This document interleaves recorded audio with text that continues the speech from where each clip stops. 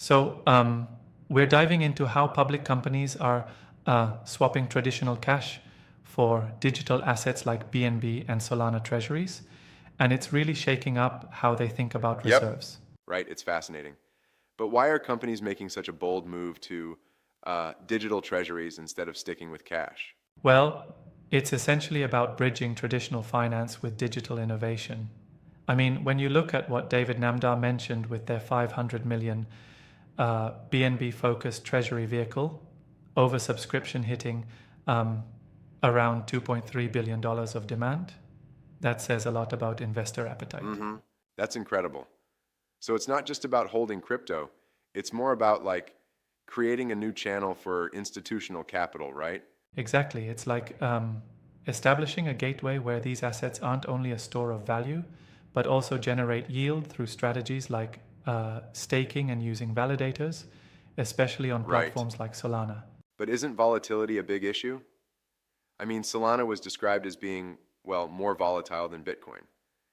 Doesn't that raise concerns for traditional investors who prefer stability? That's a good point, and volatility is indeed a takeaway. However, Joseph Onorati seems to embrace that volatility as a feature, not a bug. It allows for dynamic yield generation. He's, for example, tokenizing stock and running validators to work the balance sheet and capitalize on DeFi opportunities. Mm-hmm. I see. But I'm still wondering if this reliance on solutions like validators and liquid staking tokens, such as DFDV SOL, might pose challenges for investors from traditional finance who aren't familiar with these concepts. Fair critique indeed. Traditional investors might still ask, what's a validator? Or, is staking like mining? But that's exactly why these treasury vehicles are um, reshaping the narrative.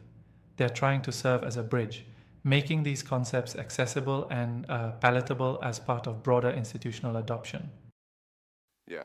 So it's like a combination of innovation with risk management and education, then? Precisely. It's the idea that even if there's risk, the upside is massive. Namdar even envisions up to 100 to 200 billion dollars flowing into the crypto market via these vehicles.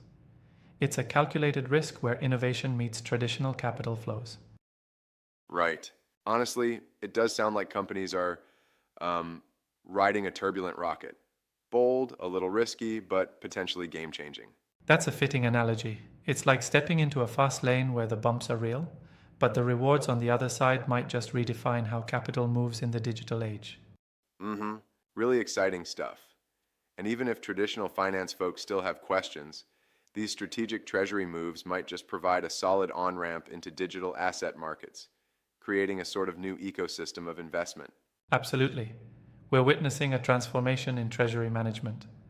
Companies are not just holding assets, they're making them work actively, participating in DeFi, smart staking strategies, and even tokenizing their own assets. It's a clear sign of where finance is headed. Yes, thanks for this deep dive. It really is an exciting crossroads between the traditional and the digital world. Definitely. It's an era full of bold moves and big innovations, and we're just scratching the surface. Here's to more digital treasuries and a brave new financial future. Indeed.